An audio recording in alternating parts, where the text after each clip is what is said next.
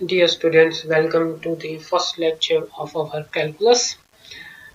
In the first section, we have covered the first order differential equation, and we are moving towards our second section, which is the second order linear differential equation. ये Irwin क्रेजिक की book है, chapter 2 इसका है, और अब हम इसमें start करेंगे second order linear differential equation.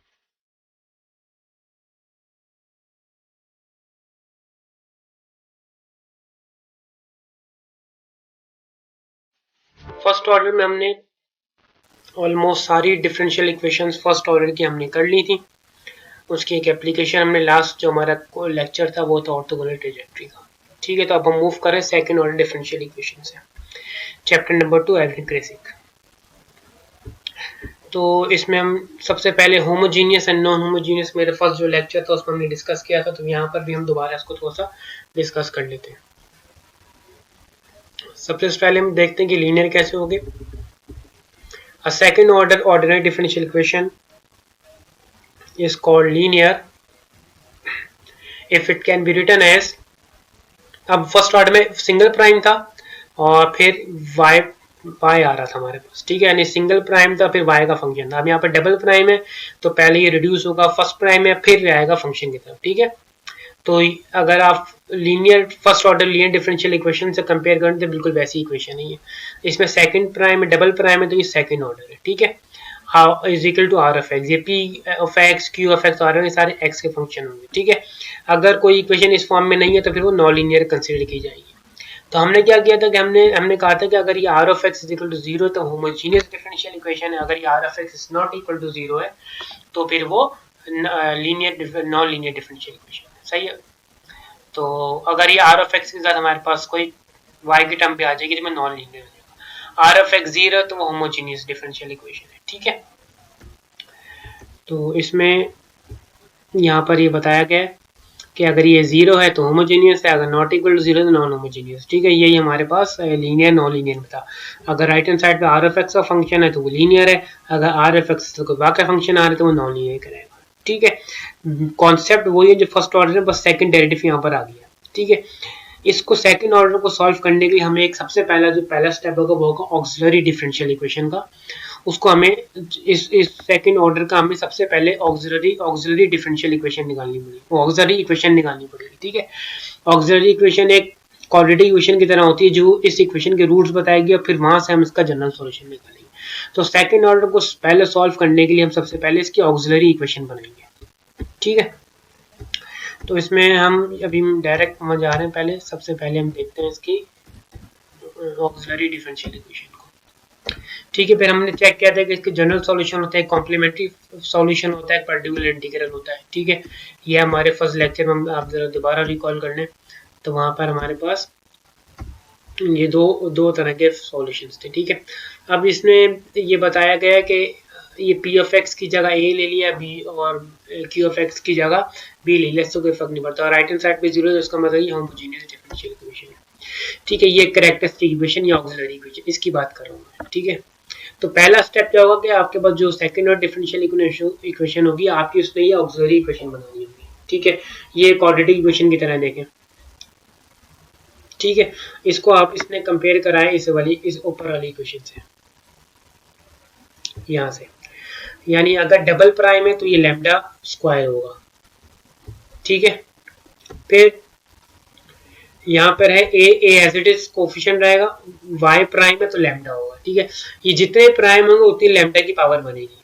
अगर ये y डबल प्राइम है तो लैम्डा स्क्वायर होगा, अगर ये y प्राइम है तो लैम्डा की पावर 1 होगी। अब यहाँ पे कोई प्राइम नहीं है तो लैम्डा की पावर 0 का मतलब 1 होगा, तो सिर्फ b आ जाएगा। तो इसकी ऑक्सिलरी क्या बनेगी, इसकी बनेगी lambda square plus a lambda plus b is equal to 0। ठीक है, तो जितने प्राइम होंगे उतनी लैम्डा की पावर बनानी है आपने, कोफिशिएंट एज इट इज रहेंगे।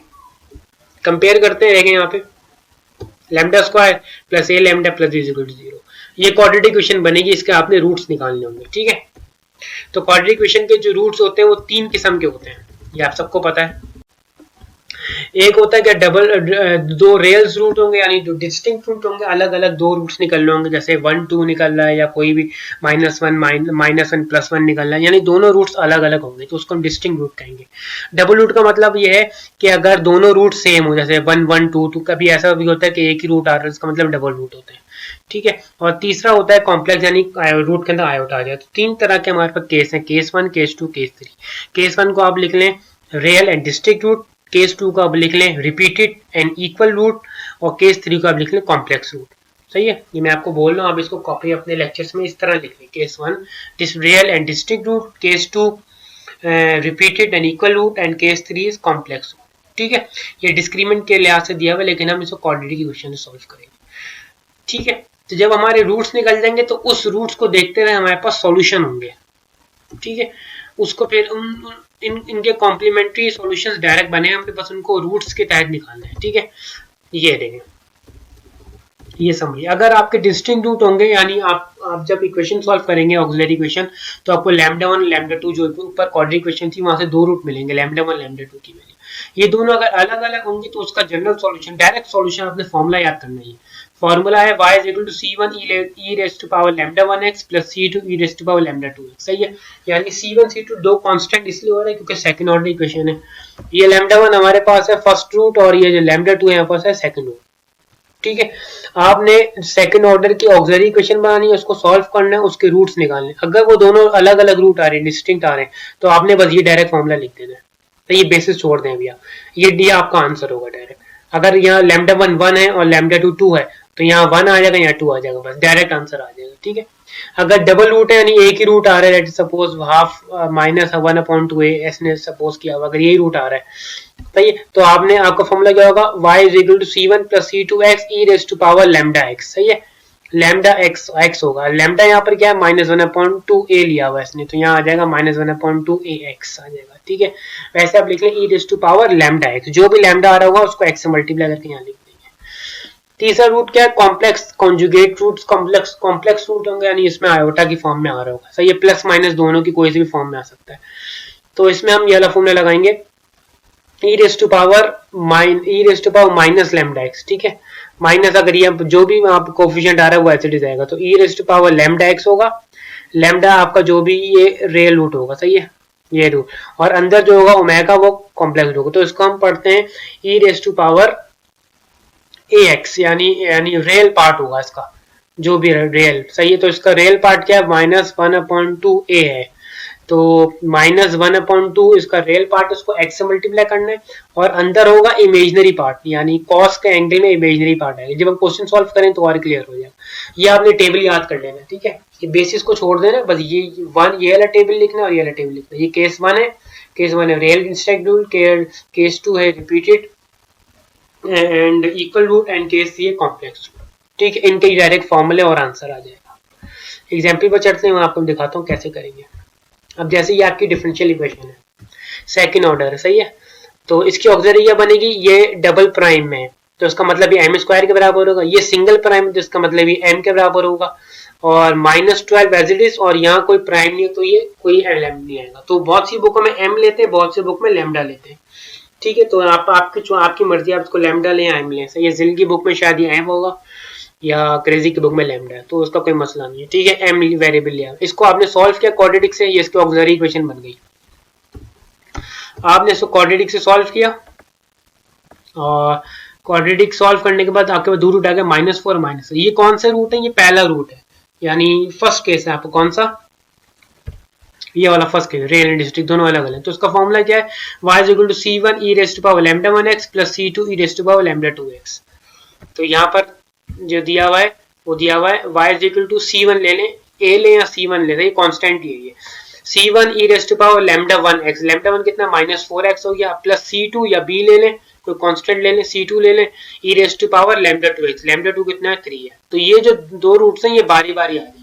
अच्छा, माइनस वाले को पहले लिखिएगा, प्लस वाले को भी। एक कांस्टेंट रूल होता है कि माइनस पहले आता है, और तो ये इसका जनरल सॉल्यूशन होगा डायरेक्ट, जैसे हम उसमें करते थे फर्स्ट ऑर्डर में, वहां पे आपको थोड़ा लंबा प्रोसीजर होता है, सब चीजें चेक करनी होती है। तो अभी इसमें पहला काम ये है कि हम इसका ऑक्सिलरी इक्वेशन से रूट निकाल के सॉल्यूशन निकालें। ठीक है, आगे चलते हैं, सेकंड देखते हैं। सेकंड केस इसका क्या है, ये डबल प्राइम है तो वही एम स्क्वायर हो जाएगा -10 एज इट इज, ये एम हो जाएगा, ये 25, इसके कोई प्राइम नहीं है, कोई डेरिवेटिव नहीं है, तो यहाँ कोई वाई नहीं आएगा, ये लैम्डा एम नहीं आएगा, ये लैम्डा नहीं आएगा। ठीक है, क्वाड्रेटिक इक्वेशन हो गई, आपने इसके रूट निकाले, दोनों रूट इसके सेम आ रहे हैं, दोनों रूट इसके सेम आ रहे हैं 5, तो इसमें रख देते हैं, इसमें रखते हैं c1 plus c2x as it is रहेगा, e raise to power lambda x होगा, तो लैम्डा आपका 5 आ रहा है, तो e रेज टू पावर 5 यहाँ पर आ जाएगा, देखिए e रेज टू पावर 5, दोनों को मल्टीप्लाई करा दिया एक्सपोनेंट को, यानी इस एक्सपोनेंट को इससे कराएंगे तो c1 एक्सपोनेंट हो जाएगा और c2x एक्सपोनेंट हो जाएगा, तो ये देखें a raise to power a into e raise to power 5x plus bx e raise to power 5, ये मल्टीप्लाई इसमें ओपन करके लिख दिया है, आप C1 C2 ले लें आप a और b की जगह, ठीक है, कांस्टेंट होंगे ये, तो ये आपका इसका आंसर है, ये सेकंड केस का आंसर है। थर्ड केस देखते हैं, y double prime minus 6y prime plus 13y equal to 0, वही अगेन ऑक्सिलरी बनाते हैं, ये डबल प्राइम है तो m स्क्वायर हो जाएगा, -6 एज इट इज, ये m है, यानी y प्राइम है तो m हो जाएगा प्लस 13। आपने इसको सॉल्व किया, हमेशा क्वाड्रेटिक लगाइएगा ताकि आपको आयोटा का अंदाजा हो जाए, सही, आपने इसको सॉल्व किया, रूट आ गया 3 प्लस माइनस 2 आयोटा, सही है, और क्वाड्रेटिक इक्वेशन सॉल्व किया। अब इसमें जो रियल पार्ट है वो 3 है, इमेजिनरी पार्ट है 2, यानी आयोटा का कोएफिशिएंट लेना विदाउट साइन, प्लस माइनस लेनी, बल्कि सिर्फ आयोटा का कोएफिशिएंट वो क्या है 2 है, वो 2 ले लेना है, ठीक है, तो इसका मतलब a की वैल्यू 2 हो गई और जो ओमेगा है वो 2 हो गया, a की वैल्यू 3 हो गई और ओमेगा हो गया 2 यहाँ पर, ठीक है, ये आपके पास e raise to power ax हो जाएगा और ओमेगा की जगह आपके पास ये इसका आ जाएगा, आयोटा का कोएफिशिएंट आ जाएगा, तो e raise to power 3x हो जाएगा, इसका इमेजिनरी रियल पार्ट यहाँ आ जाएगा, c ले लें या d, इसने कोई कोएफिशिएंट लिए हुए चेंज किए हुए यहाँ पे, आप यही ले लें, a b कैपिटल ले लें, कोएफिशिएंट्स ये ले लें c1 c2 इन दोनों के लिए और a b इसके लिए कॉम्प्लेक्स के लिए, ठीक है, यहाँ आ जाएगा a cos 2x plus b sin 2x, यानी इनके एंगल में आयोटा का कोएफिशिएंट डालना है और इस एक्सपोनेंट की पावर में जाएगा रियल पार्ट इनटू x, ठीक है, ये इनके यहाँ सॉल्यूशन है। तो अभी इनको जरा अच्छी तरह करें और क्रेजी की बुक पढ़ें, जिल की बुक भी मैंने आपको दी वही पढ़ें, तो डिफरेंशियल इक्वेशन की आप ये ऑक्सिलरी इक्वेशन से सॉल्यूशन निकालना सीख लें। मैं कोशिश करूंगा इसके और लेक्चर्स अपलोड करूं, लेकिन अभी आप इसका बेसिक कॉन्सेप्ट है कि ऑक्सिलरी इक्वेशन क्या होती है, इसको सर प्रैक्टिस करें, और अगर कोई मसले हैं तो मुझसे भी व्हाट्सएप पे पूछ लें, ग्रुप पे पूछ लें, ठीक है। तो इस लेक्चर को हम अभी यहीं तक रखते हैं, फिर नेक्स्ट लेक्चर में मिलते हैं इंशाल्लाह। अल्लाह हाफिज़।